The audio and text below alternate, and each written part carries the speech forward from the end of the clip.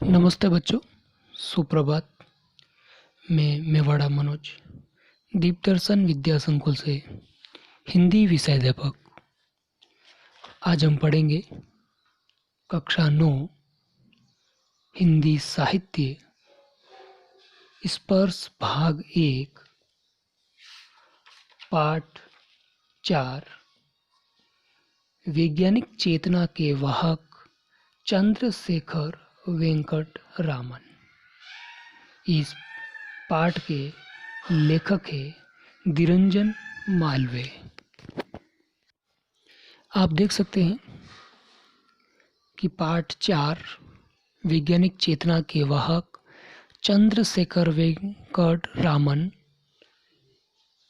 हम पढ़ रहे हैं और यह पाठ हम पहले पढ़ चुके हैं और जहाँ हमने ये पाठ पढ़ते हुए छोड़ा है वहीं से फिर आगे हम पढ़ेंगे।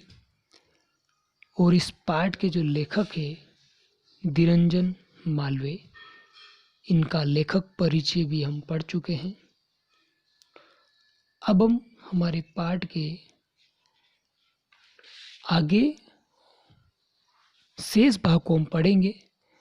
उससे पहले जहाँ तक हमने पढ़ा उसको एक बार हम फिर दोहराएंगे ताकि हम पाठ के शेष भाग को या आगे वाले भाग को अच्छे से समझ सकें।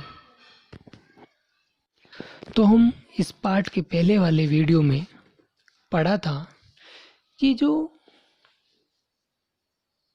न्यूटन का जो सिद्धांत है उसके बारे में बताया कि जो गुरुत्वाकर्षण है उसको न्यूटन से पहले कोई समझ नहीं पाया था। ठीक वैसे ही इस समुद्र का जो रंग है, जो वर्ण है नीला वर्ण, उस नीले वर्ण के रहस्य को सबसे पहले कौन समझ पाए? चंद्रशेखर वेंकट रामन समझ पाए। इससे पहले इसके बारे में कोई नहीं जानता था, कोई समझता नहीं था, सिर्फ इसे देखते थे, लेकिन इसका जो रहस्य है उसको कोई समझ नहीं पाया था। और इस नीले वर्ण को देख करके चंद्रशेखर वेंकट रामन के मन में कई प्रकार के प्रश्न खड़े हो गए और उन प्रश्नों को जानने के लिए, जिज्ञासा शांत करने के लिए उन्होंने शोध कार्य प्रारंभ किया। और शोध कार्य प्रारंभ करके उन्होंने अपने जीवन को इस शोध कार्य में ही लगाना चाहा, लेकिन ये इस क्षेत्र में अधिक व्यवस्था नहीं होने के कारण वो सरकारी नौकरी में लगे और सरकारी नौकरी में वित्त विभाग में अफसर बन गए। और इसी के चलते उनकी जो पोस्टिंग है वो कलकत्ता के अंदर हुई थी। और अब हम इससे आगे हम पढ़ेंगे। तो अब हम चलते हैं हमारे पाठ के अगले वीडियो की ओर।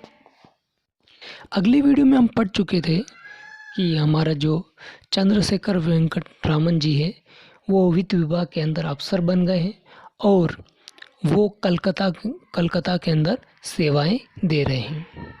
अब इससे आगे हम पढ़ रहे हैं। कलकत्ता में सरकारी नौकरी के दौरान उन्होंने अपने स्वाभाविक रुझान को बनाए रखा, अर्थात वित्त विभाग में नौकरी लगने के बावजूद भी वो अपना जो स्वभाव था शोध कार्य करने का, उसको वो निरंतर रखा। दफ्तर में फुर्सत पाते ही वे लौटते हुए बहु बाजार आते, जहां Indian association for the cultivation of science की प्रयोगशाला थी। जो विज्ञान की जो प्रयोगशाला थी उस प्रयोगशाला के अंदर वो जब भी फ्री रहते या फुर्सत मिलती तो उसी समय तुरंत वो इस प्रयोगशाला के अंदर पहुंच जाते। यह अपने आप में एक अनूठी संस्था थी, एक विशिष्ट संस्था थी, एक विशेष प्रकार की संस्था थी जिसे कलकत्ता के एक डॉक्टर महेंद्र लाल सरकार ने वर्षों की कठिन मेहनत और लगन के बाद खड़ा किया था। और इस संस्था को खड़ा करने वाले कौन थे? महेंद्र लाल सरकार, जिन्होंने काफ़ी मेहनत, काफ़ी मशक्क़त के बाद इस संस्था को उन्होंने खड़ा किया था। और यह संस्था एक अनूठी अर्थात एक विशिष्ट संस्था थी। और इसी संस्था के अंदर हमारे चंद्रशेखर वेंकट रामन जी फुर्सत मिलते ही यहाँ पर तुरंत पहुँच जाते और अपने शोध कार्य को निरंतर रखते। इस संस्था का उद्देश्य था में वैज्ञानिक चेतना का विकास करना। अर्थात इस संस्था का एकमात्र लक्ष्य था, एकमात्र उद्देश्य था। और वह उद्देश्य क्या था? कि वैज्ञानिक चेतना का विकास करना। अपने देश में, अपने भारत में वैज्ञानिक चेतना का विकास करना। अपने महान उद्देश्यों के बावजूद इस संस्था के पास साधनों का नितांत अभाव था। उद्देश्य काफ़ी बड़ा था, काफ़ी कठिन था, लेकिन जो संसाधन है, जो साधन है, उन साधनों की काफ़ी कमी थी, काफ़ी अभाव था। रामन इस संस्था की प्रयोगशाला में काम चलाऊ उपकरणों का इस्तेमाल करते हुए शोध कार्य करते। संसाधनों के अभाव होने के बावजूद भी रामन जी जो साधन उपलब्ध थे, जिसे हम काम चलाऊ साधन कह सकते हैं, ऐसे साधनों का वो उपयोग करते थे। अर्थात वो इन काम चलाऊ संसाधनों से अपने शोध कार्य को निरंतर रखा। यह अपने आप में एक आधुनिक हठ योग का उदाहरण था। यानी कि आज के इस युग में, आधुनिक युग में जो संसाधनों का अभाव था, लेकिन फिर भी उन अभाव युक्त संसाधनों से वो अपने हट से अपने शोध कार्य को निरंतर उन्होंने रखा, जिसमें एक साधक दफ्तर में कड़ी मेहनत के बाद बहु बाजार की एक मामूली सी प्रयोगशाला में पहुंचता और अपनी इच्छा शक्ति के जोर से भौतिक विज्ञान को समृद्ध बनाने के प्रयास करता। यानी कि अपने ऑफिस, अपने दफ्तर का काम करने के उपरांत वो इस प्रयोगशाला में पहुंचते, जो प्रयोगशाला एक छोटी थी और संसाधनों की कमी थी, लेकिन फिर भी अपनी इच्छा शक्ति के बल पर वो अपने शोध कार्य को आगे बढ़ाते रहे। और यह अपने आप में एक बहुत बड़ी बात थी। जब रामन जी अपनी इच्छा शक्ति के बल से, इच्छा शक्ति के जोर से भौतिक विज्ञान को समृद्ध बनाने के प्रयास करते, उन्हीं दिनों वे वाद्य यंत्रों की ओर आकृष्ट हुए। वाद्य यंत्र अर्थात जो बजाने वाले जो यंत्र है, उन यंत्रों की ओर वो आकृष्ट हुए। वे वाद्य यंत्रों की ध्वनियों के पीछे छिपे वैज्ञानिक रहस्यों की परतें खोलने का प्रयास कर रहे थे।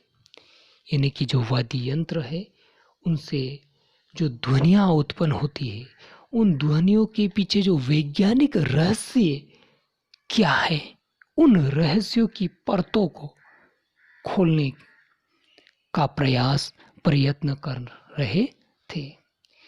इस दौरान उन्होंने अनेक वाद्य यंत्रों का अध्ययन भी किया, जिसमें देसी और विदेशी दोनों प्रकार के वाद्य यंत्र थे। यानी कि वाद्य यंत्रों की ओर आकृष्ट हुए और उनसे उत्पन्न जो ध्वनियाँ हैं, उनके पीछे जो छिपे वैज्ञानिक रहस्य है, उन रहस्यों को जानने में लग गए। और ये जो वाद्य यंत्र है, वो देसी और विदेशी दोनों प्रकार के वाद्य यंत्र शामिल थे। वाद्य यंत्रों पर किए जा रहे शोध कार्यों के दौरान उनके अध्ययन के दायरे में जहाँ वायलिन, चेलो या पियानो जैसे विदेशी वाद्य आए, वही वीणा, तानपुरा और मृदंगम पर भी उन्होंने काम किया। यानी कि यहाँ पर ये वाद्य यंत्रों के नाम दिए गए हैं। इन वाद्य यंत्रों पर भी इन्होंने शोध कार्य किए। उन्होंने वैज्ञानिक सिद्धांतों के आधार पर पश्चिमी देशों की इस भ्रांति को तोड़ने की कोशिश की कि भारतीय वाद्य यंत्र विदेशी वाद्य यंत्रों की तुलना में घटिया हैं। अर्थात ये पूरे विश्व में एक भ्रांति फैली हुई थी कि जो भारतीय वाद्य यंत्र है वो विदेशी वाद्य यंत्रों के तुलना में घटिया है। इस भ्रांति को उन्होंने तोड़ा। किन्होंने? रामन जी ने। वाद्य यंत्रों के कंपन के पीछे छिपे गणित पर उन्होंने अच्छा खासा काम किया और अनेक शोध पत्र भी प्रकाशित किए। और इन वाद्य यंत्रों से जो ध्वनियाँ उत्पन्न हो रही है, इन ध्वनियों के पीछे या कंपन के पीछे जो गणित का रहस्य छिपा हुआ था, उस रहस्य को शोध पत्रों के द्वारा इन्होंने प्रकाशित किया। उस जमाने के अर्थात उस समय के प्रसिद्ध शिक्षा शास्त्री थे आशुतोष मुखर्जी को इस प्रतिभावान युवक के बारे में जानकारी मिली। कौन सा युवक? हमारे चंद्रशेखर वेंकट रामन जी की सूचना उनको मिली। किसको मिली थी? प्रसिद्ध शिक्षा शास्त्री आशुतोष जी को। उन्हीं दिनों कलकत्ता विश्वविद्यालय में प्रोफेसर का नया पद सृजित हुआ। हमारे कलकत्ता विश्वविद्यालय के अंदर प्रोफेसर का एक नया पद बना। मुखर्जी महोदय ने रामन के समक्ष प्रस्ताव रखा कि वे सरकारी नौकरी छोड़कर कलकत्ता विश्वविद्यालय में प्रोफेसर का पद स्वीकार कर ले। और जब आशुतोष जी को पता चला रामन जी के बारे में, तो उन्होंने एक पत्र लिखा और रामन जी को कहा कि आप सरकारी नौकरी छोड़ देवें और कलकत्ता विश्वविद्यालय के अंदर आकर के ये प्रोफेसर का पद स्वीकार करें। रामन जी के लिए यह एक कठिन निर्णय था। रामन जी के लिए निर्णय लेना बहुत ही मुश्किल था, बहुत ही कठिन था। सरकारी नौकरी को छोड़ने वाला निर्णय बहुत ही बड़ा निर्णय था और बहुत ही मुश्किल निर्णय था। उस जमाने के हिसाब से वे एक अत्यंत प्रतिष्ठित सरकारी पद पर थे। उस समय में जिस पद पर वो काम कर रहे थे वित्त विभाग के अंदर, वो बहुत ही बड़ा पद था, बहुत ही सम्मानित पद था, जिसके साथ मोटी तनख्वाह और अनेक सुविधाएं भी जुड़ी हुई थी। और उस पद पर रहते हुए उन्हें बहुत ही अच्छी तनख्वाह मिलती थी, बहुत ही अच्छी सैलरी मिलती थी और बहुत सारी सुख सुविधाएं भी उन्हें प्राप्त थी। उन्हें नौकरी करते हुए 10 वर्ष बीत चुके थे और ये नौकरी करते हुए उनके 10 साल पूरे हो चुके थे। ऐसी हालत में सरकारी नौकरी छोड़कर कम वेतन और कम सुविधाओं वाली विश्वविद्यालय की नौकरी में आने का फैसला करना हिम्मत का काम था। ये सही है कि बहुत बड़ी नौकरी, बहुत ही अच्छी नौकरी और बहुत ही ज़्यादा सैलरी वाली नौकरी को, और वो भी सरकारी नौकरी को छोड़ करके एक विश्वविद्यालय के अंदर प्रोफेसर की नौकरी करना, और जो कम सुख सुविधाओं वाली हो और सैलरी यानी कि तनख्वाह भी बहुत कम हो, ये काम करना बहुत बड़ा मुश्किल कार्य था और ये निर्णय एक सहज निर्णय नहीं था। तो अब ये वीडियो हमारा आज तक यहाँ तक यहीं पर हम समाप्त करते हैं और हमारे पाठ का शेष भाग हम अगले वीडियो में पढ़ेंगे। तब तक के लिए धन्यवाद।